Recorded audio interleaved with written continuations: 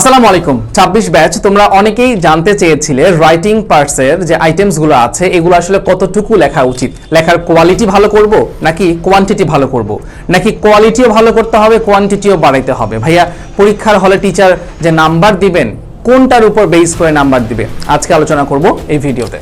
দেখো রাইটিং পার্টসের যতগুলো আইটেমস আছে মোটামুটি আমি চেষ্টা করেছি সবগুলো এখানে নিয়ে আসার। প্যারাগ্রাফ আছে, letter, story, graph and chart, report, application, email, summary, theme এবং এখানে আছে কম্পোজিশন। কিছু যদি বাকি থাকে কমেন্টে আমাকে জানাবে।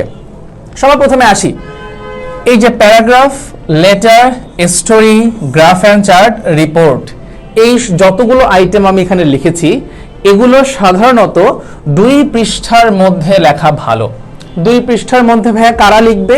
যাদের হাতের লেখা মোটামুটি অ্যাভারেজ স্ট্যান্ডার্ড, যে একটা পৃষ্ঠার মার্জিন দেওয়ার পরে 15 থেকে 16টা লাইন অথবা 14, 15, 16টা লাইন সে অনায়াসেই কভার করতে পারে একটা পৃষ্ঠার মধ্যে, খুব বেশি চাপাচাপি না করে। তারা 2 পৃষ্ঠার মতো লিখলেই চলবে, সেকেন্ড পেজে তারা শেষ করে ফেলবে। এবং অলওয়েজ খেয়াল রাখবা যে সকল আইটেমসগুলো আমি 2 পৃষ্ঠা করে লিখবো সেগুলো বাম পাশের পৃষ্ঠা থেকে শুরু করব, ডান পাশে গিয়ে আমরা শেষ করব। আর যদি এমন হয় যে ভাই আমার আগের যে আইটেমটা ছিল সেটা আমার শেষ হয়েছে বাম পাশে, ডান পাশে ফাঁকা আছে, তখন ডান পাশের জায়গাটা ফাঁকা রেখেই তুমি পরের পৃষ্ঠা থেকে মানে বাম পাশ থেকে তুমি শুরু করবা। কখনোই ডান থেকে বামে আমরা শিফট করব না, টিচারের এতে খাতা কাটতে অসুবিধা হয়। এখন যদি এমন হয় ভাইয়া আমার মাত্র 12 থেকে 13 লাইন লেখার পরে পাতা ভরাট হয়ে যায়, আমার হাতের লেখা ফন্ট কিছুটা বড়, চিন্তার কোনো কারণ নেই, এটা খুবই ন্যাচারাল জিনিস।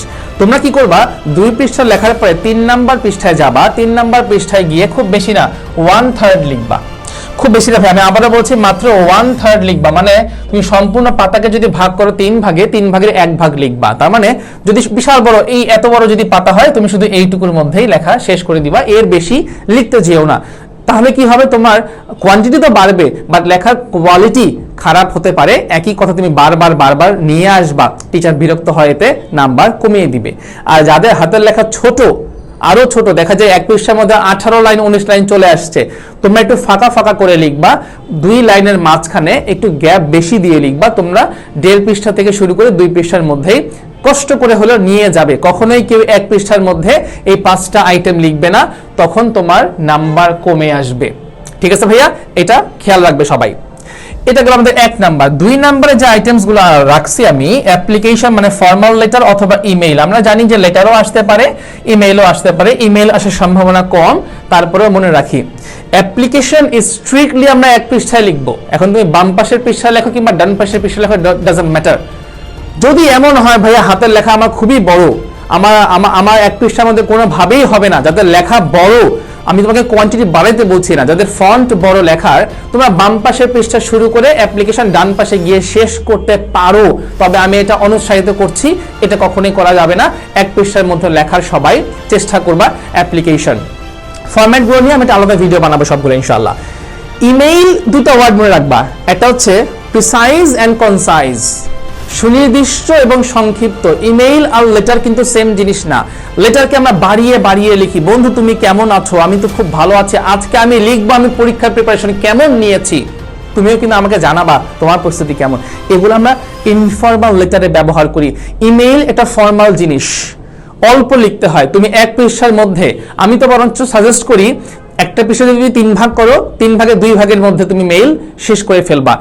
যে স্যালুটেশন আছে, যে ইয়োর্স ফ্রেন্ড, হ্যান ত্যান, এগুলো তুমি শেষের দিকে লিখতে পারো, বাট মূল যে বডি এটা তুমি 3 ভাগে 2 ভাগের মধ্যেই ইমেইল শেষ করে ফেলবা।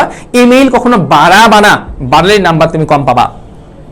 তাহলে আমরা এটা কতটুকু যাবো ভাইয়া, 1 পেজের মধ্যে এই দুটো আইটেম আমরা কভার করে ফেলবো।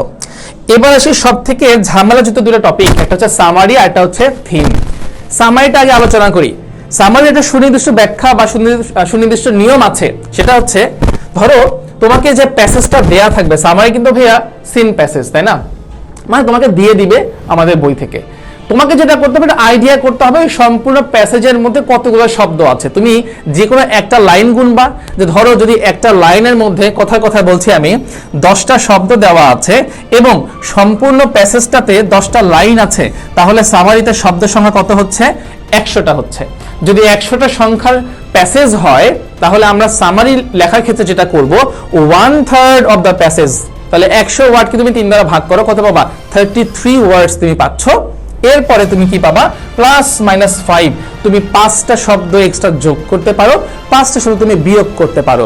যেমন আমার যদি 100 পেজের একটা প্যাসেজ হয়, আমার সামারি হওয়া উচিত হয় 28 ওয়ার্ডস, না হলে হবে 38 ওয়ার্ডস। এন্ড যদি তুমি চাইলে 40 ওয়ার্ডের মধ্যে সামারি কভার করতে পারো। এটা মানে হচ্ছে সামারির সুনির্দিষ্ট কোনো সাইজ বলা যাবে না, আমাকে ডিপেন্ড করতে হবে প্যাসেজের উপরে। তবে আমাদের এইচএসসি বোর্ড পরীক্ষাতে যে ধরনের প্যাসেজগুলো আসে এর উপরে ভিত্তি করে বলা যায় কখনোই সামারি 1 পেজ পার হবে না, বরঞ্চ একটা পেজও সম্পূর্ণ কভার হবে না। কি রকম হবে তাহলে? এটা যদি সম্পূর্ণ পৃষ্ঠা হয়, এই যে 1 ভাগ, 2 ভাগ, 3 ভাগ, তোমার চেষ্টা করতে হবে 2 ভাগের মধ্যে আমি আমার সামারি লেখা শেষ করে ফেলবো, এর বেশি আমি যাব না। এটা হচ্ছে সামারির বিষয়। তবে যদি প্যাসেজ অনেক বড় হয়, যদিও হবে না, সেক্ষেত্রে তুমি আরেকটু নিচে নামতে পারো, বাট সম্পূর্ণ পৃষ্ঠা ভরাট করার কোনো প্রয়োজন নাই। এবার সেভাবে থিম নিয়ে, থিম মূলত আমাদের কবিতা থেকে আসবে। কবিতা সম্পূর্ণ কবিতা থাকতে পারে, অথবা কবিতার কোনো একটা স্পেসিফিক স্ট্যান্জা এটাও উঠিয়ে দিতে পারে। তাহলে আমার কাজ কি, আমরা বিগত বছরের প্রশ্ন প্লাস কলেজের প্রশ্নগুলো দেখেছি, সব জায়গাতে লেখা আছে যে তোমার সামারি বা তোমার থিম যেন 50 ওয়ার্ডের বেশি না হয়। তার মানে 50 ওয়ার্ড হচ্ছে ম্যাক্সিমাম, এর থেকে কমে নিয়ে আসতে হবে। বাংলায় আমরা সারাংশ সারমর্ম পড়েছি নিশ্চয়ই, তুমি থিম ওইটাই মনে করো যে 3, 4 থেকে 5 লাইন এর ভিতরেই তোমার থিম যেন ভাইয়া শেষ হয়। বেশি বড় করলে নাম্বার এখানে পাবা না। ইমেইল, সামারি, থিম এগুলো বড় করার জিনিস না, এগুলো প্রিসাইজ হবে, কনসাইজ হবে, সংক্ষেপিত হবে এবং সুনির্দিষ্ট পয়েন্ট হবে। তো তুমি ধরে রাখতে পারো থিমের ক্ষেত্রে 4 থেকে 5 লাইন তুমি লিখবা, প্রত্যেক লাইনে যদি তোমার 7টা করে শব্দ বসে, দেখবে যে 30 থেকে 35 ওয়ার্ডের বা সর্বোচ্চ 40 ওয়ার্ডের মধ্যে থিম শেষ হয়ে যাওয়া উচিত। ঠিক আছে ভাইয়া, এইভাবে ফলো করবে সবাই। এবার লাস্ট আইটেম আমাদের কম্পোজিশন। কম্পোজিশন যেহেতু 14 নাম্বারস, মেলা নাম্বার কিন্তু ভাইয়া। বাংলায় আমাদের রচনা যখন লিখি, প্রবন্ধ লিখতাম, অনেকগুলো পেজ লিখতাম, 8, 9, 10, আমাদের কোনো ফ্রেন্ড 12, 14, 15 অনেক পেজ লিখতো। কারণ আমাদের টেন্ডেন্সি একটা আছে যে বেশি লেখা মানেই হয়তোবা টিচার নাম্বার দিবে, কিন্তু ইংরেজিতে তো এত বেশি বানিয়ে লেখা সম্ভব নয়। আবার 14 মার্কস কিন্তু যে সে নাম্বার না ভাই। আমরা প্যারাগ্রাফে 10 নাম্বারের জন্য অনেকে 3 পৃষ্ঠা লিখে ফেলি। অলওয়েজ খেয়াল রাখবে কম্পোজিশন তোমার যেন মিনিমাম 4 পৃষ্ঠা হয় ভাইয়া, মিনিমাম এইটুকু লাগবেই। কারণ আমাদের দেশের এখন অনেক টিচার্স আছেন যারা একটু বড় লেখা দেখে নাম্বার বেশি দেয়, এটাকে আমি সাপোর্ট করি না। বাট এখন যেহেতু টিচার্স করে এটা, আমরা তো মেন্টালিটি গিয়ে চেঞ্জ করতে পারবো না। আমরা কি করতে পারি, আমরা প্রিপারেশন নিতে পারি যাতে করে আমাদেরকে ওরা কোনোভাবেই আটকাইতে না পারে। তো তুমি যেটা করতে পারো, তুমি 3 পেজ কমফোর্টেবলি লেখো। আমি 1 পেজ কমফোর্টেবলি লিখলাম, আরেক পৃষ্ঠা লিখলাম, আরো 1 পৃষ্ঠা লিখলাম। 4 নাম্বার পেজ তুমি যদি সম্পূর্ণ ভরাইতেও না পারো, চেষ্টা করবা 3 ভাগের 2 ভাগ মতো কভার করতে, লাস্টের একটা পার্ট বা একটা অংশ তুমি বাদ দিতে পারো। তাহলে আমরা যদি গতকালকে ক্লাসে সাজেশন দিয়েছি, তোমরা যারা সাজেশন পাওনি কমেন্ট করে আমি সাজেশন দিয়ে দিব। সাজেশন ওয়াইজ আমরা যখন এখন পড়বো, ধরো আমি ফুড অ্যাডাল্ট্রেশন পড়বো, আমি এআই পড়বো, আমি জুলাই আপরাইজিং পড়বো, আমি স্কুল হোস্টেলের অ্যাপ্লিকেশন পড়বো, মাল্টিমিডিয়া ক্লাসরুম অ্যাপ্লিকেশন পড়বো। আমরা যখন এগুলো পড়বো, এই সাইজগুলো আমাকে মাথায় রাখতে হবে। এবং আমি আবারও বলছি, সবার হাতের লেখা যেহেতু সেম না, সবার পৃষ্ঠার সংখ্যাও কি হবে না, সেম হবে না। এইটা মাথায় রেখে বাসায় এমনভাবে পড়ো, এমনভাবে লেখো যেন পরীক্ষার হলে যখন তুমি লিখবা, এই পেজগুলো যেন তুমি সুন্দর করে ভরাতে পারো। বেস্ট অফ লাক, ভালো করে পড়াশোনা করতে থাকো সবাই।